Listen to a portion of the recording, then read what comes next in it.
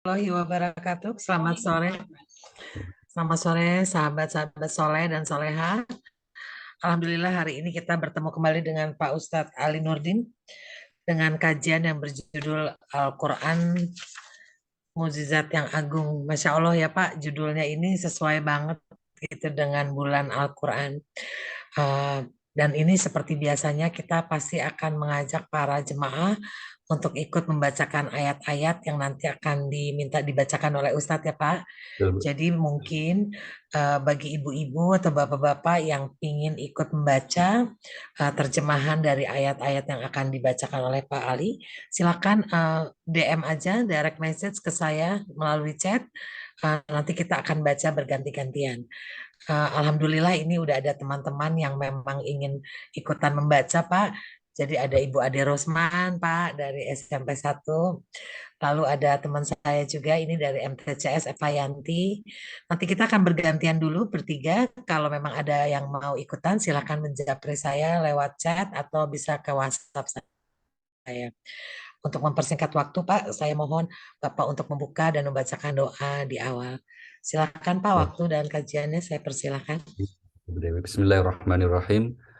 Assalamualaikum warahmatullahi wabarakatuh. Alhamdulillah, Waalaikumsalam warahmatullahi Alhamdulillah wa ala alihi wa sahbihi mawalah, la hawla wa la quwata illa billah.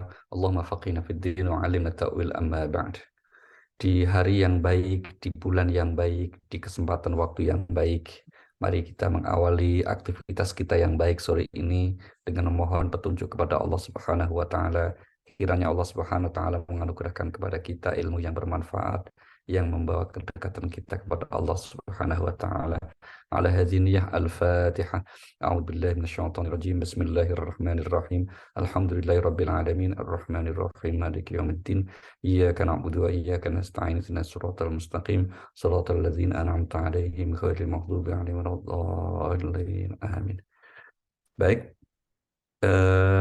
Bapak Ibu sekalian rahimakumullah, karena kita masih dalam suasana bulan Ramadan dan bulan Ramadan juga disebut dengan bulan Al-Qur'an.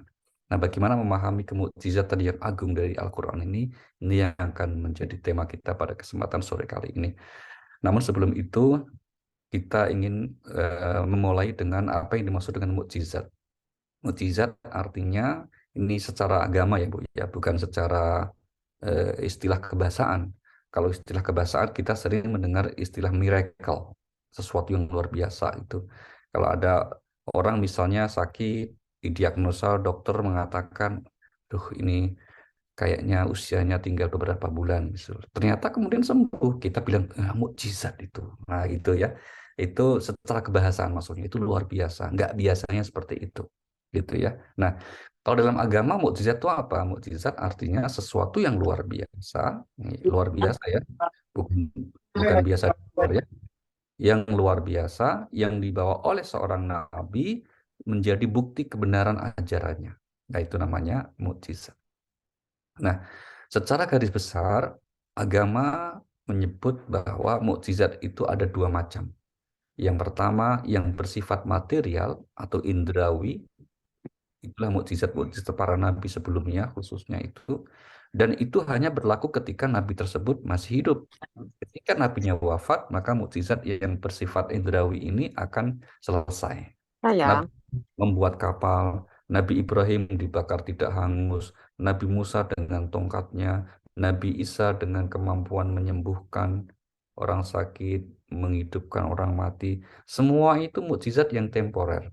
Selesai edisi mukjizatnya bersamaan dengan wafatnya para nabi yang membawa mukjizat tersebut.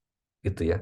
Nah, ada jenis mukjizat yang kedua yang disebut dengan mukjizatul hissi atau akal, kita mukjizat akal ya, ajaran-ajaran, dan itulah Al-Qur'anul Karim, mukjizat untuk Nabi kita Muhammad Sallallahu Alaihi Wasallam ya, dan itu akan terus berlangsung sepanjang masa ya, meskipun mukjizat pembawa mukjizatnya yaitu Nabi kita Muhammad Sallallahu Alaihi Wasallam telah wafat, maka Al-Qur'an tetap berfungsi sebagai mukjizat ya, bukti kebenaran bahwa ini adalah firman Allah, ini adalah berasal dari Allah Subhanahu wa taala.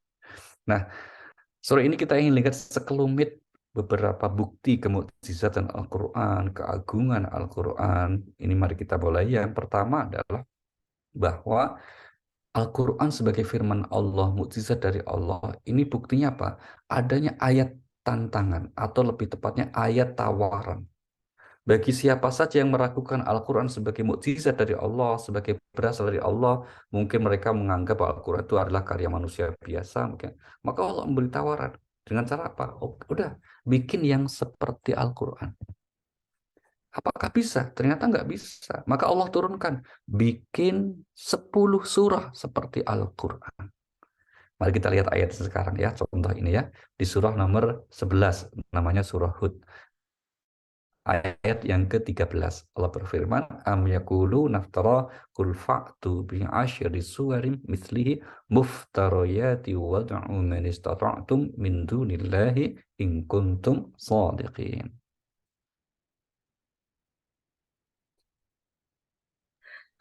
Auzubillahi minasyaitonirrajim. Bismillahirrahmanirrahim.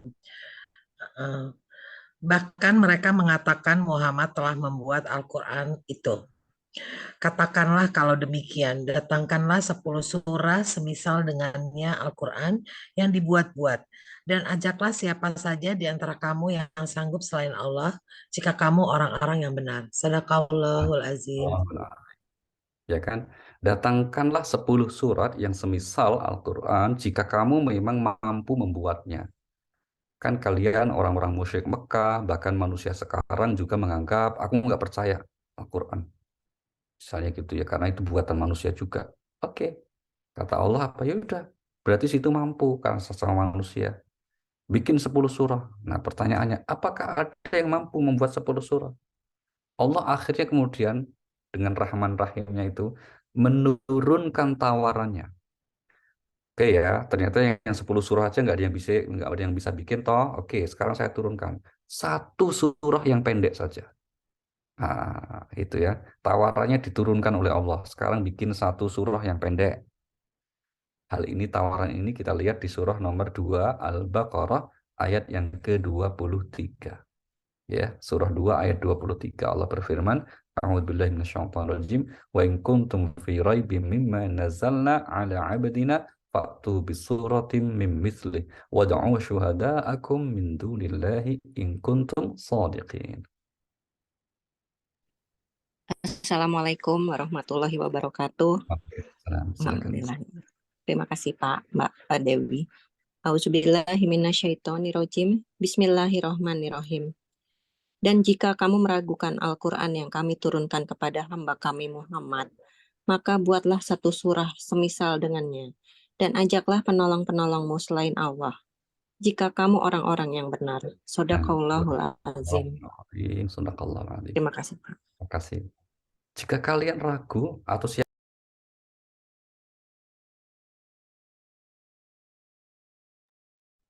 jika kalian ragu, siapa saja kalian wahai manusia, bahwa Al-Quran itu berasal dari sisi Allah, Al-Quran adalah mukjizat dari Allah, maka buatlah satu surah. Surah yang paling pendek kan 3 ayat ya, Bapak Ibu ya. Misalnya surah Al-Nasr, Idza Jaa Nasrullah, atau Al-Kautsar, Inna A'thainakal Kautsar, atau Wal Asri. Masing-masing 3 ayat itu. Udah, bikin 1,5 surah yang paling pendek aja dah. Pertanyaannya, apakah tantangan ini ada yang bisa meladeni, melayani, terus ada yang bisa membuat yang serupa Al-Quran? Dari sisi ajarannya, dari sisi susunan redaksi yang indah, ya toh? Dari sisi ketepatan diksi pilihan katanya, misalnya begitu. Atau dari sisi apa? Otentisitas, keaslian, kemurnian tetap terjaga. Dari sisi kemudian apalah yang selalu sesuai dengan perkembangan zaman. Adakah yang mampu? Tidak ada. Karena memang Al-Quran bukan dari manusia. Allah adalah dari sisi Allah Subhanahu wa Ta'ala. Maka pada akhirnya untuk meyakinkan manusia, Allah kemudian berfirman, jangankan kalian tuh manusia, manusia yang nggak percaya. Seandainya seluruh manusia, kemudian yang paling hebat berkumpul, masih ditambah dengan bangsa jin. Ya, tokoh-tokoh jin yang hebat itu berkumpul, berkolaborasi untuk membuat yang seperti Al-Quran. Nggak akan bisa. Nah, gitu ya. Ini kemudian penegasan Allah ini kita lihat di surah nomor 17, namanya surah Al-Isra, ayatnya ke-80. Ya, surah 17 ayat 88, Allah berfirman, A'udzubillahi minasyaitonirrajim, Qul la in ijtama'atil insu wal jinnu ala ayyatu bimithli hadzal Qur'an la ya'tuna bimithlihi walau kana ba'dhuhum li ba'dhin zahira. Silakan Ibu Tino di unmute.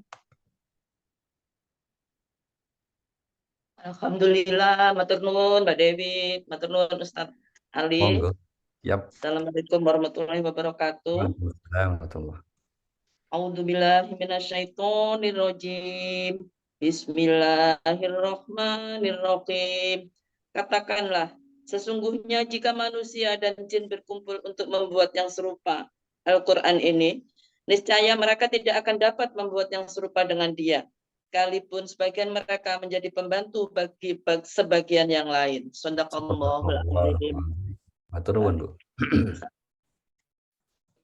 Jika jin dan manusia, bayangkan Bapak Ibu ya, enggak hanya bangsa manusia, bangsa jin ikut terkerahkan untuk membuat seperti Al-Quran, tidak bisa. Alasannya apa? Karena memang Al-Quran bukan karya manusia, bukan karya makhluk, termasuk jin atau malaikat, tapi adalah karya atau berasal dari sisi Allah. Maka Al-Quran sering disebut dengan istilah kalimatullah, kalimat-kalimat Allah. Ya, kenapa? Memang berasal dari sisi Allah. Ini yang pertama, bukti tentang bahwa Al-Quran sebagai mukjizat dari sisi Allah Subhanahu wa Ta'ala. Nah, kemudian berikutnya, mari kita lihat betapa sempurnanya dan agungnya kalimat Allah berupa Al-Quran itu digambarkan oleh Al-Quran sendiri. Bapak Ibu, Masya Allah ini. Mari kita lihat keagungan kemukjizatan Al-Quran ini digambarkan sebagai apa? Satu kalimat yang sempurna. Ya, kalimat yang sempurna. Ini kita lihat misalnya di surah nomor 6, surah Al-An'am, pada ayat yang ke-115. Allah berfirman di ayat ini, wa tammat kalimatu rabbika sidqan wa adla la mubaddila li kalimatihi wa huwas samiul alim. Assalamualaikum, silakan Kak Eva Yanti Wardana di unmute.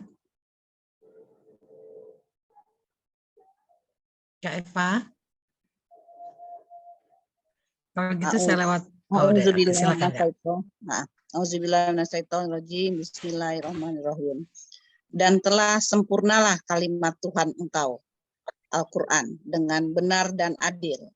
Tidak ada yang dapat merubah kalimat-kalimatnya, dan dia maha mendengar lagi maha mengetahui. Sadaqallahul azim. Telah sempurna kalimat Tuhan. Ya, tidak akan terjadi penyimpangan, tidak akan ada yang kemudian bisa menggoyahkan keasliannya. Itulah Al-Quranul Karim. Maka Bapak Ibu, bukti kemukjizatan, bukti keagungan lain dari Al-Quran sebagai mukjizat apa? Yang akan terus terjaga otentisitas keasliannya sampai hari kiamat. Di antara ayatnya ini, pertanyaannya, loh yang jaga siapa toh? Kan begitu ya. Kenapa? Kok bisa terjaga asli? Wong namanya buku karya manusia itu sudah berlakunya hanya sebentar, itu pun nggak sepi dari pemalsuan. Karya-karya manusia itu. Kalau Al-Quran terus ini yang jaga siapa? Jawabannya kita lihat. Surah nomor 15 ayat yang ke-9. Surah 15 ayat 9 Allah berfirman, A'udzubillahi minasyaitonirrajim, Inna nahnu nazzalna dzikra wa inna lahu lahafizun. Silakan Ibu Nani Maryuni Bambang. Assalamualaikum warahmatullahi wabarakatuh. Waalaikumsalam warahmatullahi wabarakatuh. Terima kasih Mbak Dewi. Auzubillahi minasyaitonirrajim. Bismillahirrahmanirrahim. Sesungguhnya kamilah yang menurunkan Al-Quran dan pasti kami pula yang memeliharanya. Sadaqallahul azim. Sungguh kami yang menurunkan Al-Quran. Kami di sini adalah bermakna dua, Bapak Ibu. Yang pertama untuk menunjukkan keagungan Allah. Allah kan Maha Esa ya, satu, Qul huwallahu ahad. Kok pakai kata kami? Nah itu maknanya dua. Yang pertama, nafsul a'zam, pengagungan terhadap Allah. Yang kedua apa? Untuk menunjukkan aktivitas itu Allah menyertakan. Bukan minta tolong, karena Allah Maha Kuasa. Nggak mungkin minta tolong. Tapi menyertakan makhluknya. Dalam hal menurunkan Al-Quran, yang disertakan siapa? Malaikatnya. Itulah Jibril alaihissalam yang diberi tugas untuk menurunkan Al-Quran. Kemudian dalam hal menjaga, dikatakan kami yang menjaganya. Itu siapa? Kita semua ini. Maka setiap Muslim, Bapak Ibu, di mana ada komunitas Muslim di satu wilayah, satu lokasi, satu tempat, pasti ada di antara mereka yang menghafal Al-Quran. Meskipun mungkin satu surah, bahkan tidak sedikit yang sampai 30 juz. Ini bagian cara Allah untuk menjaga otentisitas keaslian Al-Quran. Maka jangan kita merasa khawatir atau kemudian misalnya begini, sering sekali kita mendapat postingan di media sosial ya, hati-hati beli Al-Quran palsu atau ada pemalsuan Al-Quran atau ada Al-Quran versi ini versi itu. Kamu Dengan menyalahkan gitu. Kita ingin meyakinkan bahwa itu tidak benar. Ya, tidak mungkin ada Al-Quran yang sengaja dipalsukan kok bisa lolos beredar, tidak mungkin. Kenapa? Karena Allah sendiri yang menjaganya. Allah sendiri yang menjaga. Nah, termasuk Al-Quran itu juga menjaga keaslian ayat atau surah-surah atau kitab suci sebelumnya. Mari kita lihat surahnya nomor 5 Al-Maidah. Ayat 48. Inna anzalna ilaikal kitaba bil haqq musaddiqan lima bayna yadayhi minal kitab wa muhaiminan alaihi. Assalamualaikum, silakan Bu Tuti. Mbak Tuti Handayani. warahmatullahi wabarakatuh, Mbak Ade. Mohon maaf, Dewi. aku cuma aja Mbak Ade lagi nyetir. Oh iya, nggak apa-apa Mbak. Ini aku Terima Dewi kasih Mbak. Iya, Iya, assalamualaikum. Monggo. Kalau gitu aku minta Ibu Leni, silakan Ibu Leni. Ibu Leni Maulani. Di-unmute ya Bu. Alhamdulillah. Assalamualaikum warahmatullahi wabarakatuh. Surat 5 ayat 48 ya. Betul Bu. A'udzubillahi minasyaitonirrajim. Bismillahirrahmanirrahim. Dan kami telah menurunkan kitab Al-Quran kepadamu, Muhammad, dengan membawa kebenaran yang membenarkan kitab-kitab yang diturunkan sebelumnya dan menjaganya. Maka putuskanlah perkara mereka menurut apa yang diturunkan Allah, dan janganlah engkau mengikuti keinginan mereka dengan meninggalkan kebenaran yang telah datang kepadamu. Untuk setiap umat di antara kamu, kami berikan aturan dan jalan yang terang. Kalau Allah menghendaki, niscaya kamu dijadikannya satu umat saja. Tetapi Allah hendak menguji kamu terhadap karunia yang telah diberikannya kepadamu. Maka berlomba-lombalah berbuat kebajikan. Hanya kepada Allah kamu semua kembali, lalu diberitahukannya kepadamu terhadap apa yang dahulu kamu perselisihkan. Sadaqallahul azim. Terima kasih, Mbak Dewi. Terima kasih Pak Ustadz. Terima kasih, Bu. Baik. Kita lihat di bagian awal ayat ya. Sungguh kami telah menurunkan Al-Quran kepadamu dengan membawa kebenaran. Membenarkan kitab sebelumnya dan menjaganya. Nah, kata kuncinya itu menjaganya. Maksudnya apa? kitab-kitab suci sebelum Al-Quran seperti Taurat dan Injil misalnya gitu, apakah ini kemudian masih asli orisinal firman Allah atau sudah ada yang dipalsukan, yang disusupkan bukan karya atau bukan dari Allah? Jawabannya cross check, lihat Al-Quran. Kalau itu sesuai dengan Al-Quran berarti itu sama firman Allah karena berasal dari Allah. Tapi kalau yang bertentangan dengan Al-Quran, ya, maka kemudian berarti sudah ada hal-hal yang di luar itu. Bukan firman Allah. Itu yang dimaksud dengan kata muhaimin. Yaitu Al-Quran, Allah turunkan. Kenapa terjaga keasliannya? Karena memang inilah Allah sendiri yang menjaganya. Inilah bukti kemukjizatan Al-Quran Al-Karim. Itulah mengapa Bapak Ibu, kalau sekali lagi ya, kalau ada orang yang kemudian membuat narasi berita, hati-hati ada Al-Quran yang palsu, tidak ada. Demi Allah, itu kalau ada dapat seperti itu, dihapus saja. Tidak usah dikirimkan atau disebarkan. Kenapa? Itu justru akan mendukung orang-orang yang tidak menyukai agama, tidak menyukai Al-Quran, yang boleh jadi mereka karena sengaja atau ketidaktahuan. Oke, mari kita teruskan. Bukti keagungan kemukjizatan Al-Quran sudah ya, bahwa ini dari Allah. Yang kedua, terjaga keasliannya. Nah, kan gitu kan. Kemudian yang ketiga, ini yang penting. Al-Quran itu menjadi sesuatu bentuk karunia hadiah dari Allah yang besar untuk umat manusia. Dan segala sesuatu yang kemudian berkaitan dengan Al-Quran itu akan pasti terus bertambah kebaikan. Nah, kenapa bisa demikian? Nah, jawabannya adalah itu jaminan Allah, Bapak Ibu. Mari kita lihat ya. Pertama dari aspek turunnya saja. Turunnya Al-Quran itu disebut di malam yang penuh dengan berkah. Kita lihat misalnya di surah nomor 44 ayat 2 sampai ayat 5. Wal Qur'anil Hakim inna anzalnahu fi lailatin mubarakatin inna kunna munzirin yufraku kullu amrin hakim amran min indina inna kunna mursilin. Silakan Mbak Riri Lestari, di-unmute Mbak. Assalamualaikum warahmatullahi wabarakatuh. Terima kasih Pak. Surat 44.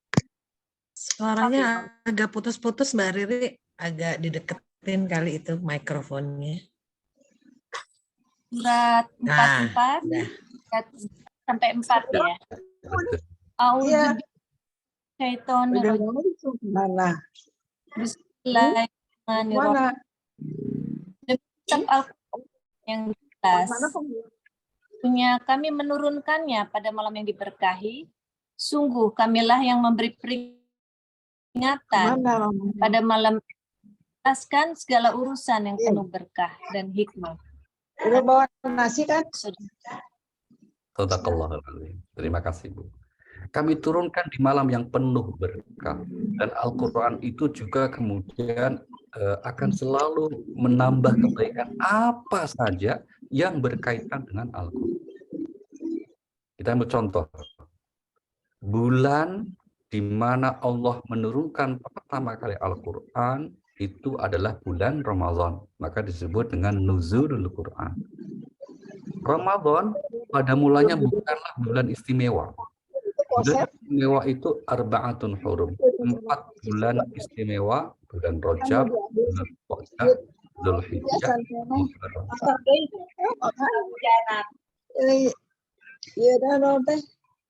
Maaf Ustadz Jumal, ini banyak yang bocor itunya, silakan di mute Pak Ustadz Jumal. Saya maklum Pak agak gaptek. Saya maklum Ibu. Oke, silakan. Lanjut Pak. Baik, saya ulangi. Al-Quran yang kemudian diturunkan oleh Allah pertama kali di bulan Ramadan, itu maka menjadikan Ramadan itu Sayyidus Syuhur.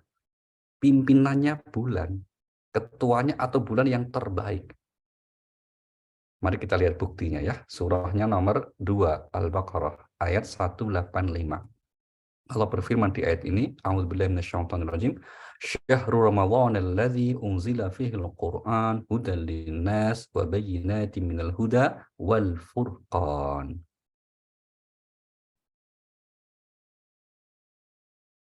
Surat 2 ayat 185, Bu. Oke, 185. oke, silakan Mbak Ade Rosman. Sorry, maksudnya Mbak Kecik, Mbak Yanti Rosman, silakan. 185 ya, Pak? Ya, betul, Bu. Silakan Mbak Kecik.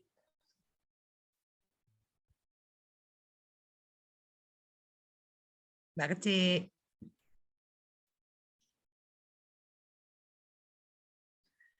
Kalau Mbak Kecik belum, saya minta tolong sama Bu Neni Rusja. Silakan Bu Neni, di-unmute. Bu Neni.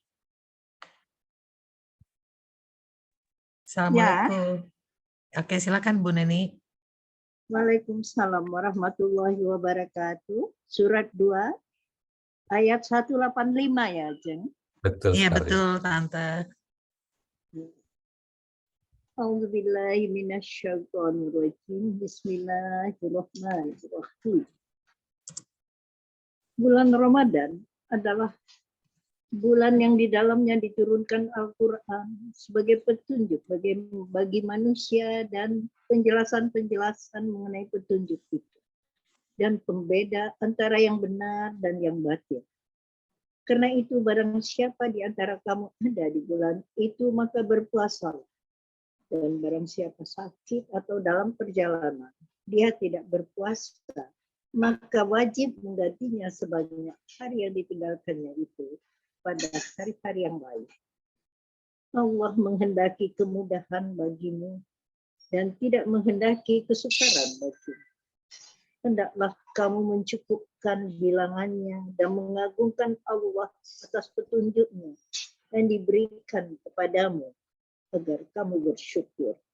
Sadaqallah. Terima kasih, Bu. Perhatikan ini. Bulan Ramadan, bulan di dalamnya diturunkan Al-Quran. Ya. Maka sejak Allah pilih Ramadan untuk nuzul Quran, bulan Ramadan menjadi yang istimewa. Paling istimewa di antara 12 bulan lainnya. Gitu ya. Tadinya kan bulan apa? Rajab, Dzulqa'dah, Dzulhijjah, Muharram. Tapi itu semua lewat. Kenapa? Ramadan. Jadi istimewanya bulan Ramadan itu bukan karena di dalamnya disyariatkan puasa. Bukan. Karena kalau puasa juga Allah syariatkan kepada orang-orang sebelumnya. Kepada kelompok manusia atau kelompok umat sebelumnya. Tapi Al-Quran itu hanya diberikan untuk umat Muhammad SAW dan itu turun di bulan Ramadan. Maka Al-Quran mengatakan segala sesuatu yang berkaitan Al-Quran bertambah kebaikannya. Makkah, Madinah, bukan dua kota suci loh, Bu, pada mulanya. Dua kota suci itu, kota suci sebelumnya itu namanya Baitul Maqdis. Ya qaumidkul ardal muqaddasatal lati kataballahu lakum. Tapi sejak Allah pilih Makkah, Madinah untuk menurunkan Al-Quran, ya akhirnya apa? Akhirnya menjadikan Makkah, Madinah sebagai Al-Haramain, dua kota suci sampai hari kiamat. Karena Al-Quran juga sampai hari kiamat. Gitu kan? Demikian juga malam yang pertama kali diturunkannya menjadi Lailatul Qadar. Demikian juga malaikat yang membawanya, Jibril menjadi Sayyidul Malaikah. Demikian juga umat yang menerima Al-Quranul Karim ini menjadi umat yang terbaik yang pernah dilahirkan oleh manusia. Dan itulah kita semuanya. Mari kita lihat surahnya nomor 3. Surah Ali Imran ayat 110. Allah berfirman, A'udzubillahi minasyaitonirrajim, kuntum khaira ummatin ukhrijat linnas ta'muruna bil ma'ruf wa tanhauna 'anil munkar wa tu'minuna billah. Surah 3 ayat 110. Silakan Mbak Yanti Kecik. Terima kasih Mbak Dewi. Terima kasih Pak Ustadz Alim-Nurdin. Maaf, tadi saya nggak tahu kalau bisa unmute sendiri. Oh gitu ya. Biasanya di mute sama hostnya. Oh, gitu. Terima kasih, saya baca ya. Siap. Baik. Auzubillahi minasyaitonirrajim. Bismillahirrahmanirrahim. Surat Ali Imran ayat 110. Kamu umat Islam adalah umat terbaik yang dilahirkan untuk manusia, karena kamu menyuruh berbuat yang makruf dan mencegah dari yang mungkar, dan beriman kepada Allah. Sekiranya ahli kitab beriman, tentulah itu lebih baik bagi mereka. Di antara mereka ada yang beriman, namun kebanyakan mereka adalah orang-orang yang fasik. Terima kasih Mbak Dewi dan Pak Ustadz. Assalamualaikum warahmatullahi wabarakatuh. Kamu umat Islam, umat yang diberi Al-Quran, adalah umat terbaik yang Allah turunkan untuk manusia. Nah, dan itu kita semuanya Bapak Ibu. Oleh Allah maka kita ini disebut umat terbaik. Itulah mengapa kita harus bersyukur ya. Bersyukur. Kok Allah takdirkan kita menjadi bagian dari umat yang terbaik? Karena Al-Quranul Karim. Maka termasuk orang yang mau belajar Al-Quran, mempelajari Al-Quran, mengkaji Al-Quran, seperti yang kita lakukan sekarang sore ini, dan nanti mudah-mudahan terus akan dilanjutkan ya oleh ibu-ibu di Cahaya Surgawi ini menjadi orang yang terbaik menurut Rasulullah. Kalau Nabi bersabda, khairukum man ta'allamal Qur'an wa 'allama. Sebaik-baik orang di antara kalian itu orang yang belajar Al-Quran. Oh. Sampai-sampai Nabi juga menyebut itu. Kalian tahu nggak? Nabi menyampaikan kepada sahabat nanya, kenapa Rasulullah? Allah itu punya keluarga loh di antara manusia itu. Ah masa? Iya. Kata Nabi begitu. Mereka bertanya, manhum ya Rasulullah? Siapa itu keluarga Allah ya Rasulullah? Nabi katakan, hum ahlul Quran wa khassatuh. Mereka itu orang-orang yang selalu belajar Al-Quran, berkhidmat kepada Al-Quran, mencintai Al-Quran, membaca Al-Quran. Mereka itulah keluarganya Allah di bumi ini. Dan orang spesialnya. Maka kita semua, Bapak Ibu, yang mau terus berkhidmat kepada Al-Quran, Al-Quran, kita ini orang-orang yang, kalau dalam bahasa anak milenial, itu namanya Pak viral. Di langit tapi ya, viralnya bukan di medsos. Viral di langit, disebut-sebut oleh Allah di antara makhluk-makhluk langit, yaitu para malaikat arsy. Maka kita bersyukur, alhamdulillah. Karena itulah Al-Quran juga mengatakan, ini mukjizat yang luar biasa, hebat sekali. Maka segala yang berkaitan Al-Quran bertambah kebaikannya. Mari kita lihat satu lagi ya, yang menegaskan prinsip ini di poin ini. Surah nomor 6, surah Al-An'am, surah nomor 6, Al-An'am, ayat yang ke 155. Surah 6 ayat 155 Allah berfirman, wa hadza kitabun anzalnahu mubarakun fattabi'uhu wattaqu la'allakum turhamun. Silakan Mbak Ade Rusman. Ini di hari ini bantuin saya jadi operator saya ini Pak. Ya. Terima kasih. Iya. Surat 6 ayat 166 ya Pak? 55 Bu. 155. Jangan ditambah ya Bu. Makanya nggak nyampe.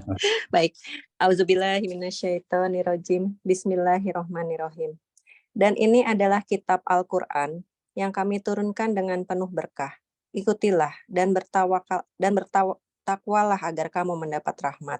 Shadaqallahul azim. Ini Al-Quran yang kami turunkan dengan penuh berkah. Ya berkah tadi maksudnya bertambah kebaikan Bu ya. Ini beda dengan berkat.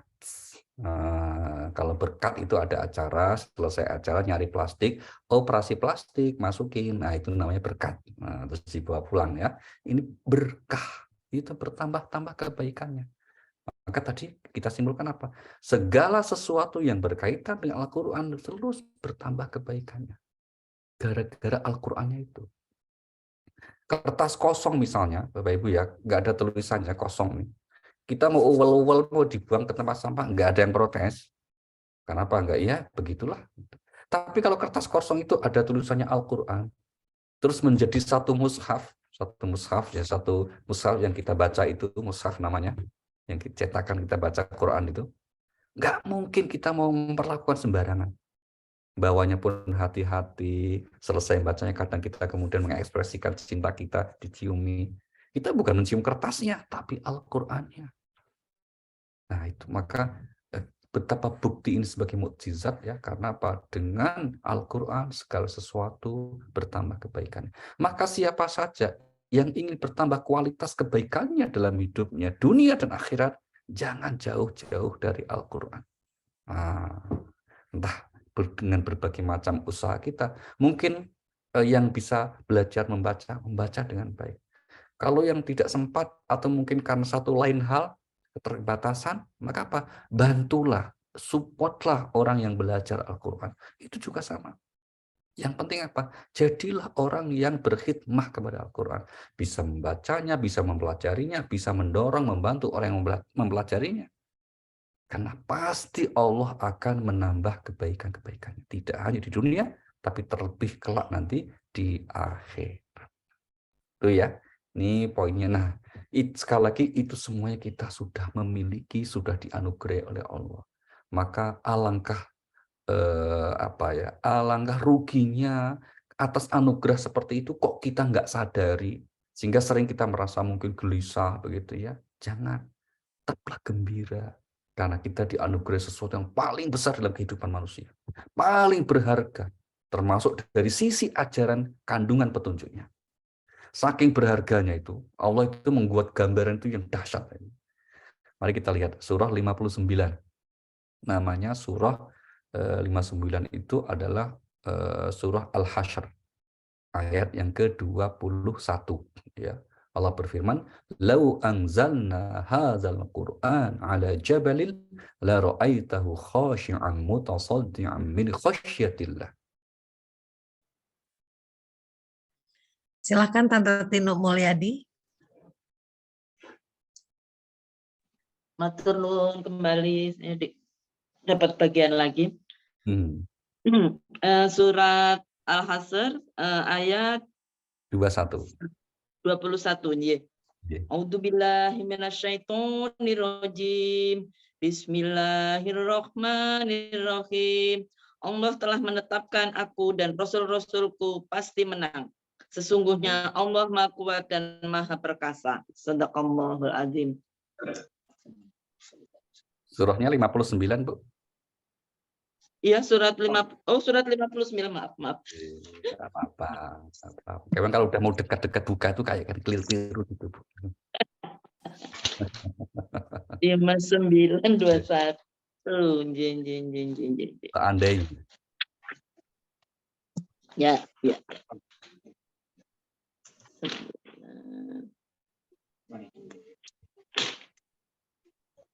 Ya. A'udzubillahi minasyaitonirrajim. Bismillahirrahmanirrahim. Kalau sekiranya kami menurunkan Al-Quran ini kepada sebuah gunung, pasti kamu akan melihatnya tunduk terpecah belah disebabkan oleh karena Allah. Dan perumpamaan itu kami buat untuk manusia supaya mereka berpikir. Benar Allah dengan firman-Nya. Sekiranya Al-Quran diturunkan kepada gunung, maksudnya gunung itu kemudian bisa mengerti isi kandungan Al-Quran, gunung akan tunduk, akan khusyuk. Itu.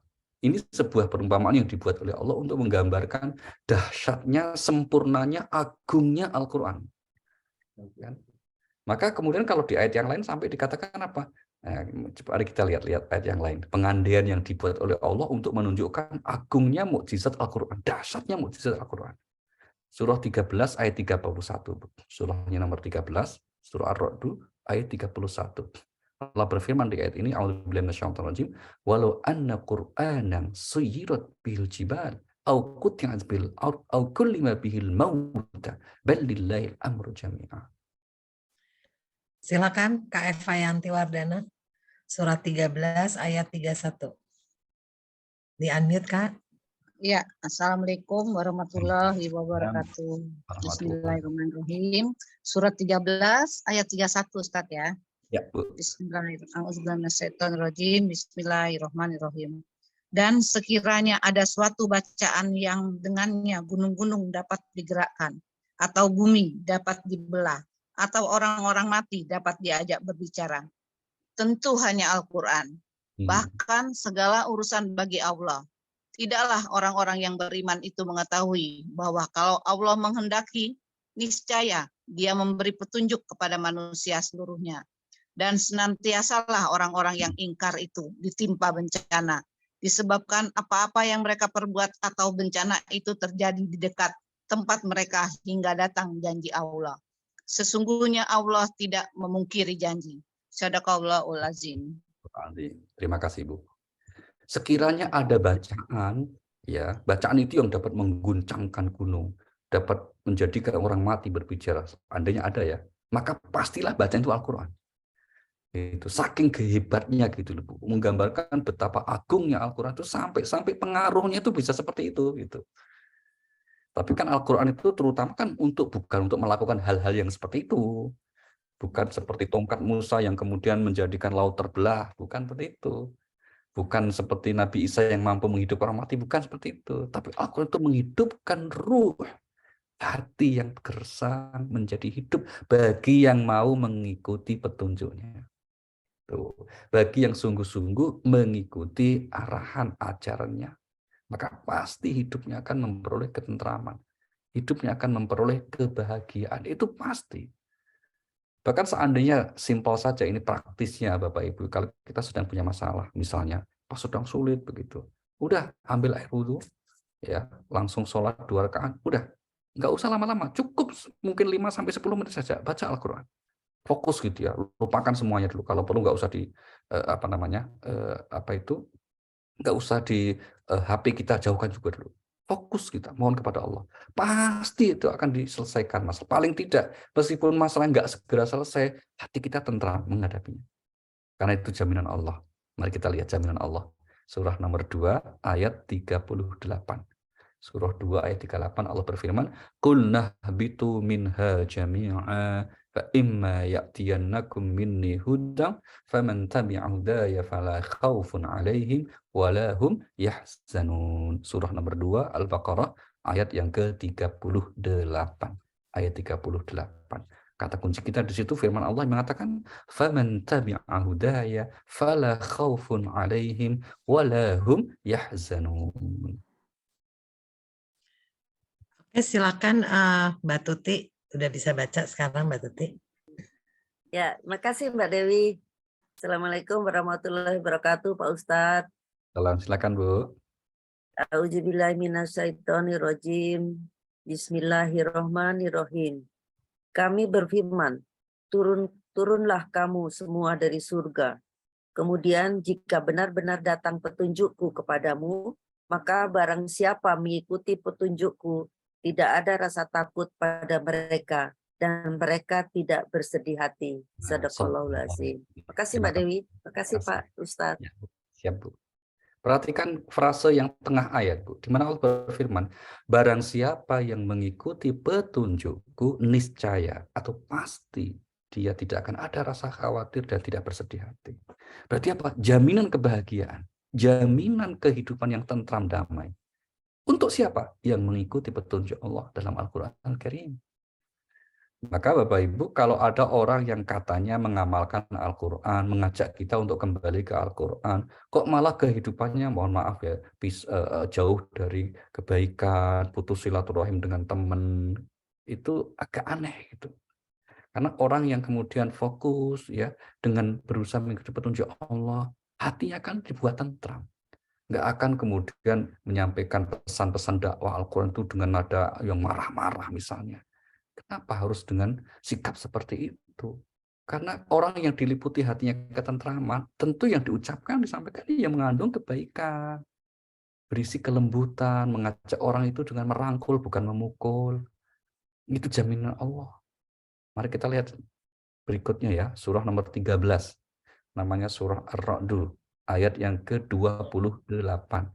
Allah berfirman, alladzina amanu wa tatma'innu qulubuhum bi dzikrillah, ala bi dzikrillahi tatma'innul qulub. Silakan Tante Mumun. Tante Mumun silakan di-unmute. Assalamualaikum Bu Dewi. Sama-sama. Bersyukur sudah bisa bergabung.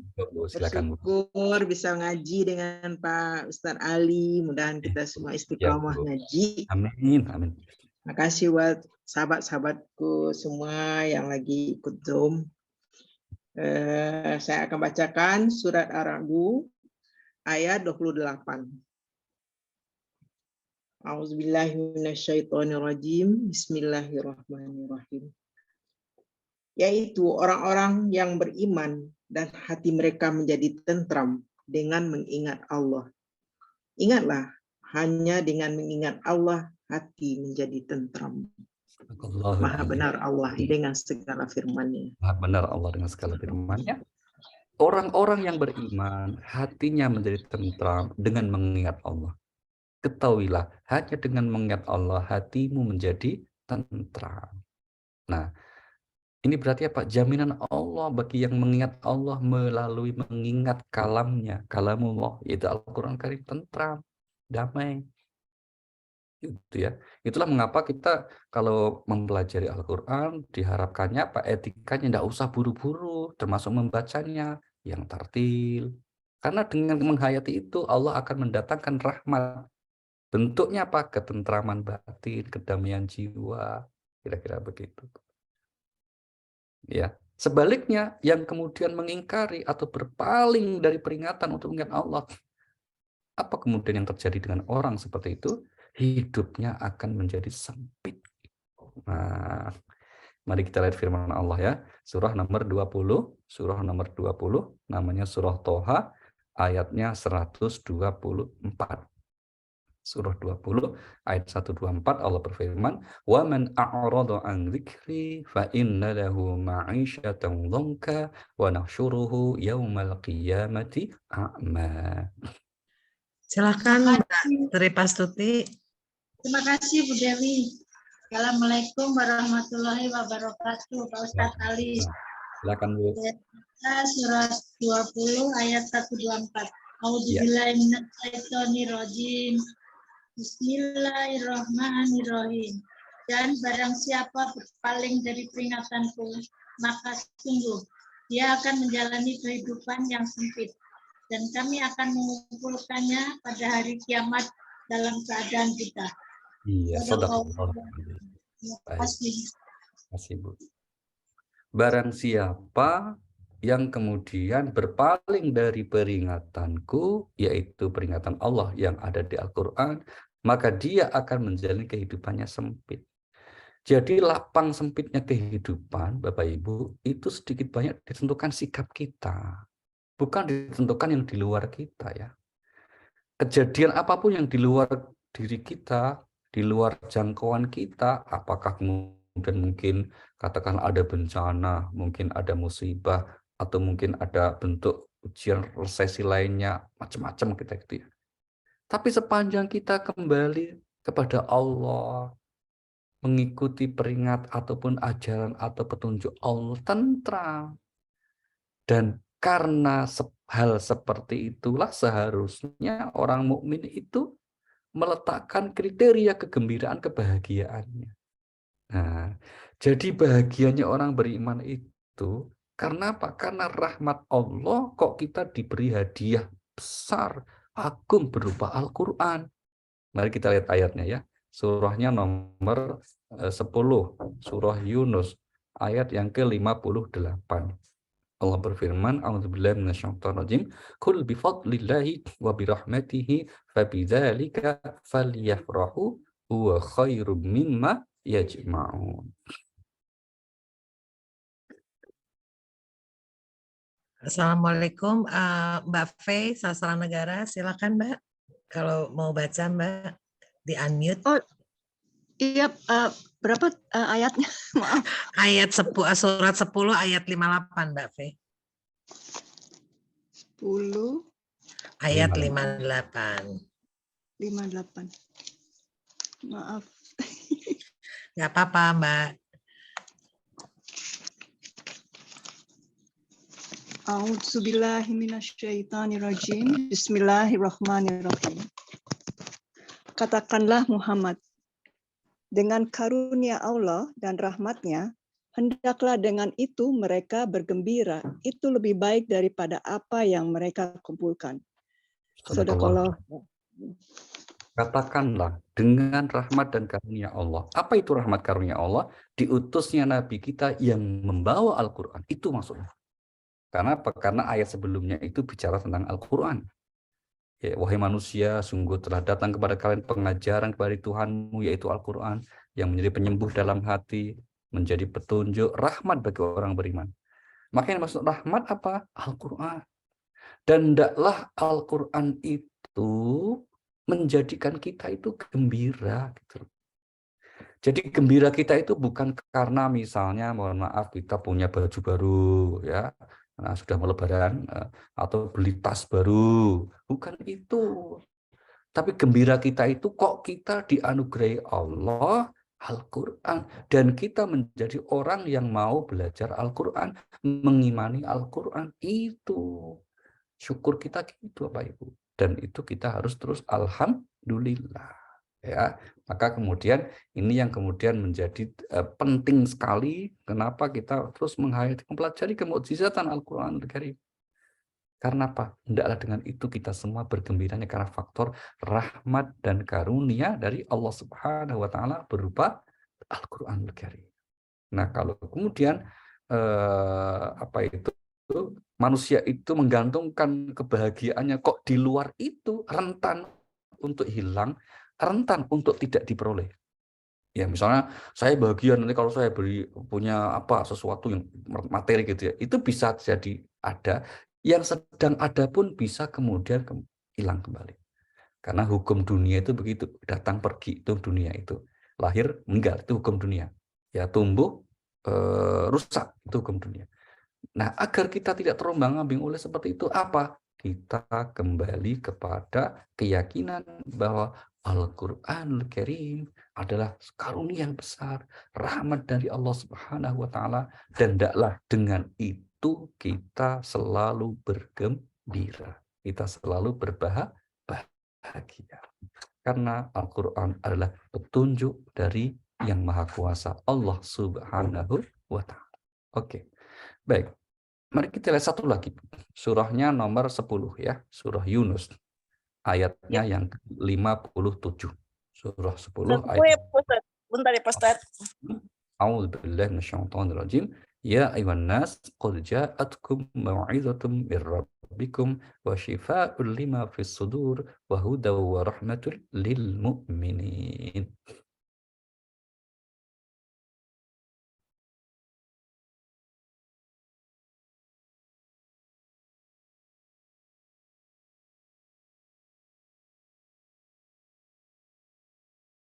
Oh, saya tuh di-unmute sayanya, padahal saya mau bilang, Mbak Yuniarti silakan. Ayat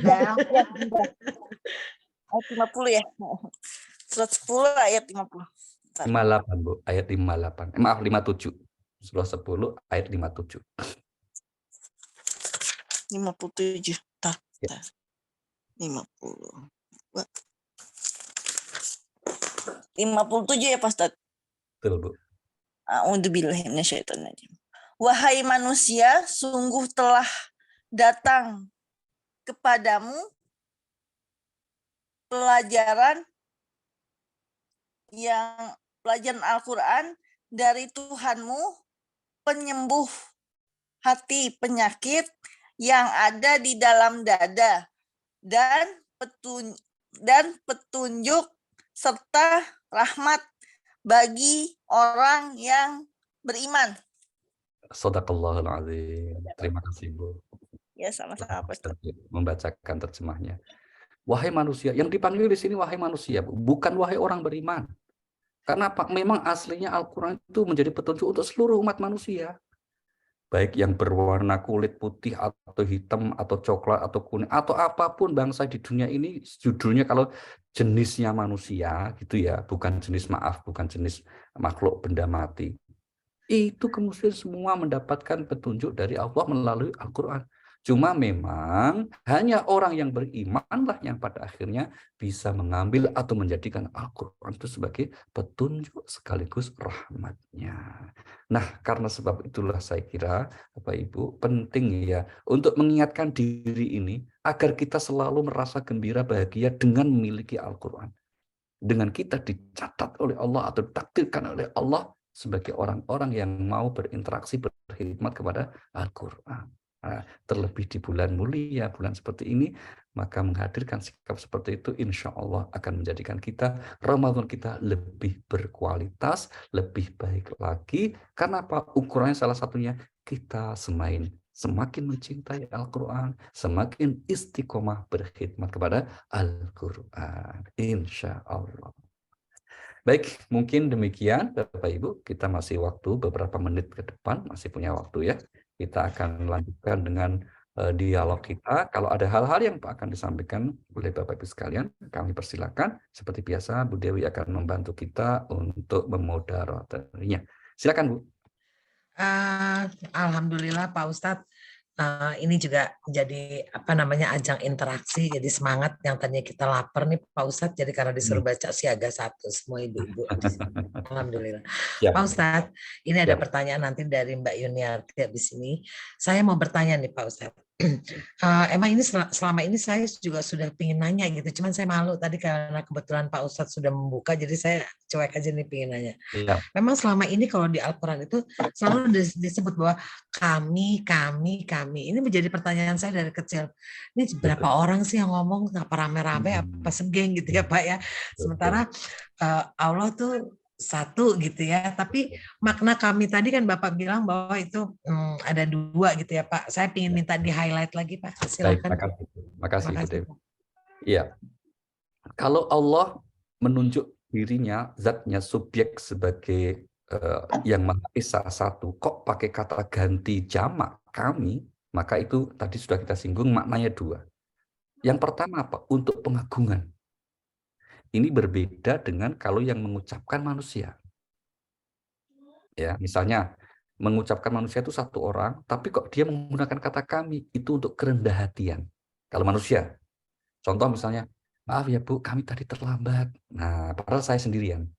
Bisa menggunakan kata kami, maafkan saya, maafkan kami. Padahal sendirian. Itu kerendah hatian.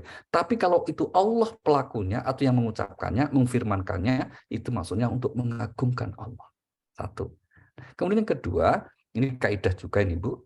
Kalau Allah yang Maha Esa satu itu kok menggunakan kata kami dalam aktivitas yang disebut di dalam ayat itu, aktivitas apa misalnya? Mencipta. Kami ciptakan manusia dari segumpal. Nah, kami di situ berarti Allah melibatkan makhluknya yang lain dalam prosesnya. Misalnya apa? Kalau manusia ya laqad khalaqnal insan, sungguh kami yang menciptakan manusia. Itu prosesnya berarti apa? Melalui pembuahan ayah dan ibu, maka ibu hamil, ibu melahirkan, itu proses Allah menciptakan manusia. Maka pakai kata kami karena ada keterlibatan makhluknya. Demikian juga inna anzalnahu fi lailatul qadr, sungguh kami yang menurunkan Al-Qur'an pada malam Qadar. Nah, itu yang dilibatkan siapa? Malaikat. Nahnu qassamna bainahum, kami yang membagi kehidupan rezeki di antara kalian manusia. Allah mengutus malaikatnya untuk membagi. Ada malaikat tukang bagi rezeki, namanya malaikat Mikail, dan seterusnya. Gitu ya. Jadi inilah kurang lebih makna ketika Al-Quran menggunakan kata kami, itu ada 2 pengertiannya. Pengagungan terhadap Allah, dan Allah melibatkan makhluknya dalam melaksanakan aktivitas yang disebut pada ayat tersebut. Begitu Bu Dewi, terima kasih. Silakan, terima kasih Pak. Cukup jelas buat saya. Mungkin ini ada yang resen ini belum ada Pak di chat. Jadi ada Bu Yuniarti Bandung. Silakan di unmute pertanyaan langsung disampaikan saja. Assalamualaikum warahmatullahi wabarakatuh, Pak Ustadz. Siap Bu. Saya izin bertanya Pak Ustadz, kan di ayat Al-Baqarah ayat 83, artinya begini, wahai orang-orang beriman, berpuasalah sebelum kamu beriman. Itu maksudnya gimana Pak Ustadz? Kalau kita kan waktu sebelum kita lahir ke dunia emang kita nggak berpuasa, tapi ada orang disuruh berpuasa, tetapi ada yang melanggar kemaksiatan. Misalnya saya melihat dengan mata saya sendiri ada orang merokok, padahal pada saat kita berpuasa, nah itu kan tidak menghargai ya kalau kita orang beriman gitu. Itu kalau orang seperti itu bagaimana Pak Ustadz? Baik, makasih Bu Yuni. Terima kasih. Jadi kalau dia seorang Muslim, kok di bulan Ramadan siang-siang tidak ada uzur atau tidak ada alasan, misalnya bukan karena sakit atau bukan karena safar bepergian, kok tidak puasa, berarti yang bersangkutan bukanlah orang beriman, Bu. Satu. Yang kedua, Pak, berarti telah melanggar atau mengabaikan perintah Allah. Maka judulnya dosa besar. Ya kan, yang bersangkutan berarti dosa besar. Yang ketiga, berarti yang bersangkutan memang tidak memiliki rasa empati menghargai orang yang sedang beribadah. Ini sama dengan orang misalnya sedang sholat Jumat, tapi kemudian di depan masjid ada orang yang gitaran jrang, jreng, jrang, jreng. Contohnya gitu ya. Itu berarti tidak menghormati orang beribadah. Seandainya dia Muslim, dosa besar. Orang non-Muslim aja masalah. Kan gitu ya. Nah, ini artinya bahwa kalau ada orang yang dengan sengaja ya mungkin memperlihatkan ketidakpatuhannya terhadap perintah Allah di tengah orang-orang yang sedang patuh menjalankan perintah Allah, dalam hal ini adalah ibadah puasa, maka yang bersangkutan dapat dinilai sebagai, kalau dalam bahasa Al-Quran ini namanya orang fasik. Apa itu orang fasik? Yaitu orang yang bermaksiat atau melakukan dosa besar. Dosa besar dalam ini apa? Yang pertama adalah tidak melaksanakan kewajiban perintah Allah berupa ibadah puasa. Yang kedua berupa apa? Tidak menghargai, menghormati orang yang sedang berpuasa. Dan yang ketiga apa? Tidak memiliki rasa kepekaan sosial. Tentu itu semua sesuatu yang buruk. Dan harusnya kalau dia orang yang normal dihindari. Jadi namanya nggak normal. Normalnya itu kalau siang hari meskipun dia mungkin katakanlah memang nggak puasa, harusnya malu. Jangan sampai memperlihatkan pelanggaran ketidakpuasanya itu di hadapan khalayak ramai, sehingga justru akan menimbulkan image yang kurang baik terhadap yang bersangkutan. Terima kasih, Bu. Ya, Pak Ustadz, jazakallah atas jawabannya. Assalamualaikum warahmatullahi wabarakatuh. Sama ini belum ada lagi Pak pertanyaan. Oh ini ada lagi Pak. Ini ada pertanyaan sebentar ya Pak. Assalamualaikum Ustadz. Maaf izin bertanya. Apabila kita membaca Al-Quran, dapatkah pahalanya kita niatkan atau kita kirimkan untuk orang yang terkasih yang sudah tiada? Mohon pencerahannya Pak Ustadz. Terima kasih. Baik, terima kasih. Mari kita lihat ayatnya ya Bu ya. Surahnya nomor 5, Al-Maidah. Ayat yang ke-35. Ya ayyuhalladzina amanu ibtahu wajahidu fisabilillah. Surah Al-Maidah ya, surahnya nomor 5 pada ayat yang ke-35. Allah Subhanahu wa taala berfirman, A'udzubillahi minasyaitonirrajim. Ya ayyuhalladzina amanu tanibu ya ayyuhalladzina amanu tanibu amanu taqullaha ya ayyuhalladzina amanu taqullaha wabtaghu ilaihil wasilah wajahidu fi sabilihi la'allakum tuflihun. Silakan Ibu Nani Mariuni Bambang.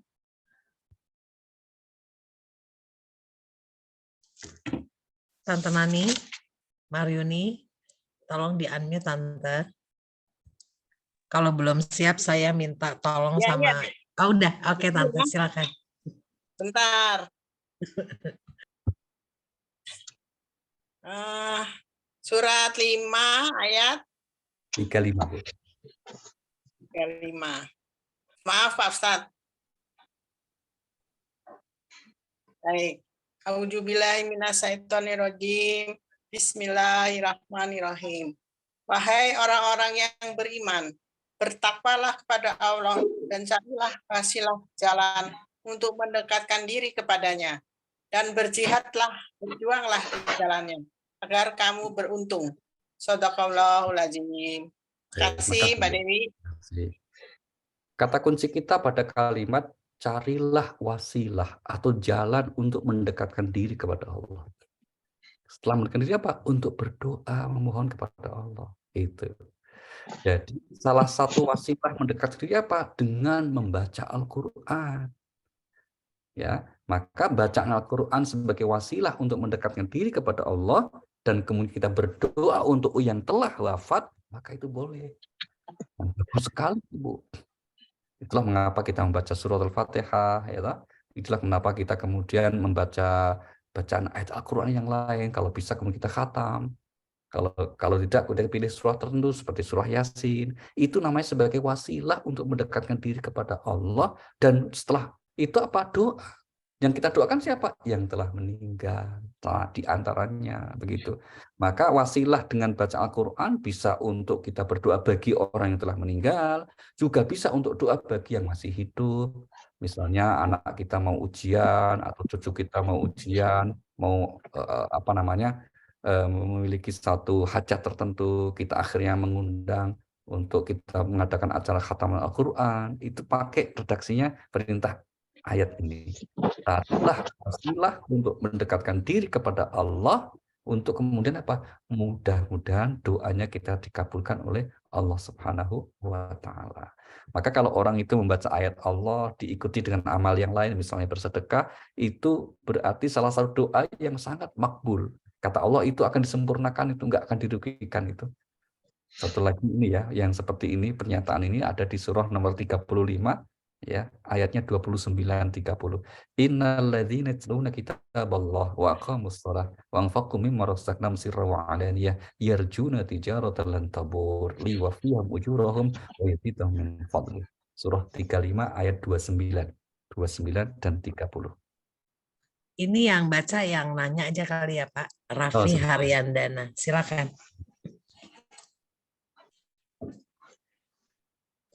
Pak Rafif. Oh, belum di-unmute. Silakan di-unmute. Diklik di layarnya.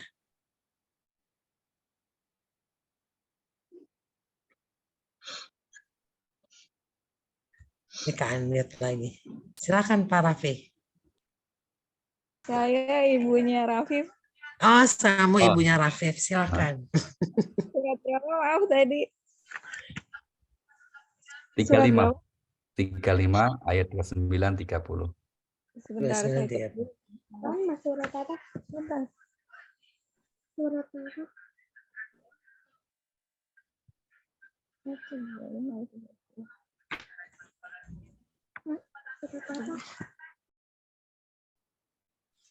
Di-unmute lagi nih. Ya, Bu. Ibunya Rafif, silakan di-unmute lagi, Bu. Sudah siap? Kalau belum siap, mungkin saya mau minta tolong ibu yang lain nih. Jadi ngancem deh Pak saya. Bentar Ibu, saya lagi nyari suratnya, surat 35. Ayat 29 dan 30. Bentar Ibu, maaf. 29 dan 30 ya. 35. 30. Oh, udah ada ini Bu, sebentar. Dan mereka berkata, apakah datangnya janji ini jika kamu orang yang benar?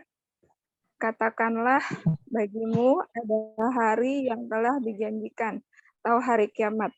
Kamu tidak dapat meminta, menunda, atau mempercepat sesaat pun. Benar bukan Bu? Pak Ustadz? Iya. Coba lihat lagi Bu, surahnya 35, namanya surah Fatir, ya, ayatnya yang ke-29-30, ya. Itu bunyi ayatnya adalah innalladzina yatluna kitaballah, ya, wa aqamus shalah, orang-orang yang membaca kitab Allah dan seterusnya.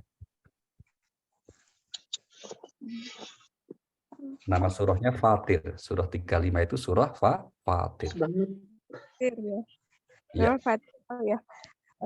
Sesungguhnya orang-orang yang selalu membaca kitab Allah, Al-Quran, dan melaksanakan sholat, dan menginfakkan sebagian rezeki yang kami anugerahkan kepadanya dengan diam-diam dan terang-terangan, mereka itu mengharapkan perdagangan yang tidak akan rugi.